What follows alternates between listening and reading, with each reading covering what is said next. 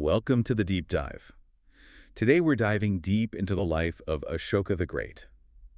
And his story, well, it presents one of history's most compelling paradoxes, doesn't it? It really does. How does a ruler, known for being pretty ruthless, brutal conquests, consolidating power, suddenly transform into this champion of peace? One of the most benevolent emperors we know of. It's an incredible shift. So let's try and unpack that transformation. Okay, well, to really set the stage for Ashoka, I think it's important to remember his grandfather, Chandragupta Maurya. He founded the Mauryan Empire. Right, the first to really unify large parts of the Indian subcontinent politically. Exactly. And Ashoka's reign, we're talking roughly 268 to 232 BCE. That's often seen as the empire's absolute zenith. He's considered, one of India's greatest ever emperors. So our mission for this deep dive is really to explore his life, his reign, and that profound legacy. We'll pull out the key insights from the sources, figure out how he redefined kingship, and how that changed culture, administration, religion, everything, really. And hopefully give you a clear picture of why he's such a legendary figure. Okay, let's start at the beginning then. Ashoka's early life. Born in Pataliputra, the capital. Grandson of Chandragupta, as you said. And apparently from a young age, he was pretty keen on martial arts. There are stories. Yeah, the one about killing a lion with a wooden rod may be legendary, but it points to a certain character. For sure. And he proved himself administratively, too, right? Suppressing revolts as a governor? Yes, in Ujjaini and Taxila. He showed capability early on. But here's where it gets, well, really interesting. His father, Bindusara, dies. And then? A really fierce war of succession breaks out. The Ceylonese chronicles, these are ancient Buddhist texts from Sri Lanka, quite important sources for Ashoka. They suggest he eliminated 99 of his half-brothers. 99, wow. Sparing only one. Now, whether that number is exact, it's hard to say, but it points to a brutal consolidation of power. And that explains the gap between him taking the throne and his actual coronation. It certainly seems likely. That 4-year gap, 273 BCE to 269 BCE. And it's worth noting, some later Buddhist writers might have, let's say, emphasized his cruelty. To make the later change seem even bigger. Exactly. They called him Chandasoka, Ashoka the Fierce. It highlights the drama of his transformation. So this early period establishes him as, well, formidable. Ruthless, even. Absolutely. And under this early rule, the Mauryan Empire reached its largest extent, its territorial zenith. How big are we talking? We're talking from the Hindu Kush Mountains, sort of modern Afghanistan, all the way across to Bangladesh, an estimated 5 million square kilometers. That's huge, the largest the subcontinent has seen. By far, at that time. But, this raises an interesting point. Geographically, it was immense, yes. But historical analysis suggests maybe a more complex reality on the ground. Meaning? Well, many frontier regions, various tribal societies, they didn't just roll over. They resisted imperial rule. Ashoka's own edicts actually mention unconquered people on the frontier. Ah, okay, so it wasn't all centrally controlled. Not uniformly, no. And this nuance, it suggests that his later Dhamma policy, his ethical code, it wasn't just a spiritual thing. It might also have been a pragmatic tool. How so? As a way for cultural and moral integration, maybe, in places where direct military control was just too difficult or too expensive. It shows a pretty sophisticated understanding of governance beyond just brute force. That's a really fascinating insight. So maybe statecraft mixed with revelation, but the big turning point, the event everyone points to, is the Kalinga War. Yes, 261 BCE. His 9th year as ruler. And Kalinga, modern Odisha, Yeah. It was independent, prosperous. Very much so. Strategically important, too. And interestingly, his grandfather Chandragupta had actually tried and failed to conquer it. So Ashoka succeeded where his grandfather hadn't, but at what cost? An absolutely devastating cost. This is where Ashoka's own words in his 13th Rock Edict are just chilling. He talks about 100,000, maybe 150,000 people killed. Killed in the fighting. Yes. And then another 1.5 million civilians wounded or taken captive. The scale of the suffering, it's immense. And this is what changed him. Profoundly, it seems. The sources describe this as having a profound impact, leading to his change of heart. He vowed never to wage war again. And this led him towards Buddhism. Yes, it spurred him to embrace Buddhism, embrace nonviolence ahimsa, and this policy of righteousness he called Dhamma. So it feels like more than just a personal conversion. It's a fundamental shift in how he planned to rule. Exactly. Whether his deep personal conversion happened right then or evolved, the Kalinga War becomes this powerful narrative pivot. It gives him the moral authority, you could say, to shift state policy so radically. It legitimizes this new model of Buddhist kingship. Right. It sets him apart from previous rulers. That 13th Rock Edict is very clear. Now that Kalinga has been conquered, the king devotes himself to Dhamma. And thinking pragmatically again, this shift to Dhammavicaya, conquest by righteousness, that had practical benefits too, didn't it? So absolutely. For governing such a vast, diverse empire, a policy of nonviolence could, in theory, reduce internal rebellions, consolidate control through moral persuasion, maybe? Saving resources that would otherwise go to the military. Precisely. And by promoting an ethical code that could appeal across different religious groups, Hindus, Jains, Buddhists, Ajivikas, others, he could foster a kind of unity, a common thread. That's a very clever governance, sophisticated stuff. It really shows statecraft beyond just military might, a strategy for long-term stability, perhaps. Okay, let's unpack this Dhamma then. What was it exactly? You called it a moral and ethical code. Yes, that's how it's usually described. A universal law of righteousness. At its core was nonviolence, ahimsa, towards all living beings, and that included animals. So he actually enforced that. He did. He prohibited the royal hunt, banned animal sacrifice in the capital, restricted beef eating, even put limits on fishing and general meat consumption. That's quite specific. What else was central to Dhamma? Well, a huge emphasis on religious tolerance, respect for all faiths, promoting harmony, that was key. And general ethical conduct. Absolutely. Compassion, benevolence, truthfulness, respecting your elders, parents, teachers, being kind to servants and slaves. He even spoke against empty rituals, pushing for genuine spiritual growth instead. But it wasn't just Buddhism. No, and that's crucial. While definitely inspired by Buddhism, Dhamma was designed as a broader ethical framework. It was carefully crafted to be acceptable to all religious sects. He explicitly included brahmanas and shramanas in his edicts about respecting different groups. Which is pretty remarkable for that era. So how do you get the word out across this huge empire? Primarily two ways. First, those famous edicts, inscribed on rocks, on magnificent pillars all over the empire. Like public service announcements. Kind of. Public proclamations of his policies, his moral guidelines, and they're incredibly important. They're considered the earliest surviving written documents from India. Wow. And the second way? He created a special group of officials, the Dhamma Mahamatras. What do? They toured the kingdom. Their job was to preach Dhamma, yes, but also to help the needy promote ethical behavior. They even acted as diplomats, carrying his moral message beyond his borders. So this wasn't just about personal belief, it was policy. Oh, definitely. You could call it deliberate social engineering, maybe?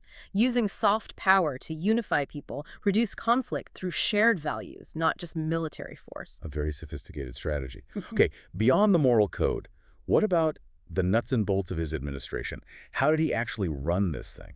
Well, the Mauryan administration was, for its time, highly centralized and bureaucratic. It had to be, to unify such a vast area. The king, Ashoka, held supreme power executive, legislative, judicial. But he'd do everything himself, surely. No. He also decentralized power. There were officials at district and village levels, like the Rajukas and Gramanis, so a balance between central control and local administration. And what about justice? Did Dhamma influence that? Significantly. He pushed for major reforms in the judicial system, emphasized impartiality, ethical principles, and, really importantly, humane treatment of prisoners. Humane treatment in that era. Yes, moving towards leniency, rehabilitation, rather than just harsh punishment. Again, pretty radical thinking for the ancient world. And then there's the public welfare aspect. This is where it gets really interesting, isn't it? Absolutely. This commitment to public welfare was perhaps one of his most defining features.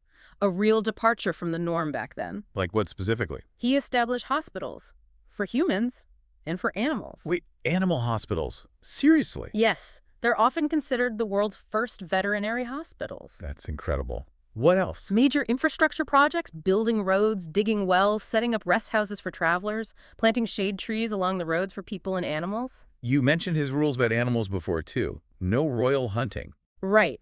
No animal slaughter for sacrifices in the capital, conservation of rare animals.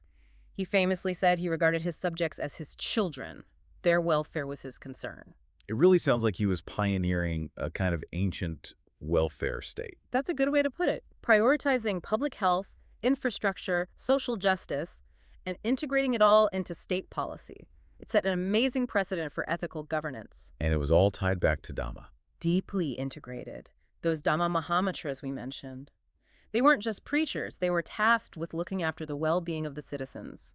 Morality and administration were fused. Okay, let's shift focus slightly to his direct relationship with Buddhism. His personal commitment seems undeniable. Profound, yes. He transformed it from, one of several Indian sects into what would become a world religion. He became a major patron. How did that patronage show itself? Beyond Dhamma. Well, he supported the Buddhist Sangha, the monastic community. In his Babur Edict, he expresses full faith in the Buddha, the Sangha, and the Dhamma. And physically, in terms of building things. Ah, yes. Legend credits him with building an incredible number, 84,000 stupas. These are mound-like structures containing Buddhist relics. 84,000. Is that literal? Probably symbolic of a vast number, but it shows the scale of his support. The Great Stupa at Senchi, arguably the most famous, was likely started by him. And wasn't he involved in rock-cut caves, too? Yes, the Barabar caves in Bihar. They're the oldest surviving rock-cut caves in India. Interestingly, they were initially for Ajivika monks, a different ascetic group, but later used by Buddhists too. They showcase that distinctive Mauryan polish, that mirror-like finish on the stone. Almost like they were trying to make stone look like polished wood. Exactly. Imitating timber architecture in stone. Very skillful. And beyond building, he actively spread the religion, didn't he? Sending missions? He did. Famously, his son Mahinda and daughter Sangamita are credited with taking Buddhism to Sri Lanka. Missions also went to Southeast Asia, southern India. And even further afield, I read something about Greek kingdoms. That's right. Remarkably, edicts mention missions sent to 5 states ruled by Greek kings, Hellenistic rulers in West Asia, possibly even touching parts of Europe. It shows real diplomatic engagement. Was he also involved in organizing the Buddhist texts? Yes, tradition holds he convened the Third Buddhist Council in Pataliputra. The goal was to purify the movement, codify the scriptures, and settle doctrinal disputes. So these missions, especially to the Hellenistic world, it wasn't just about converting people, was it? There must have been cultural exchange, too. Absolutely. You can see Persian and Hellenistic influences, for example, on his iconic pillars. Ah, the Ashoka pillars. Tell us about those. Masterpieces of Mauryan art. Typically monolithic, carved from a single piece of stone. They have that incredible polish we talked about.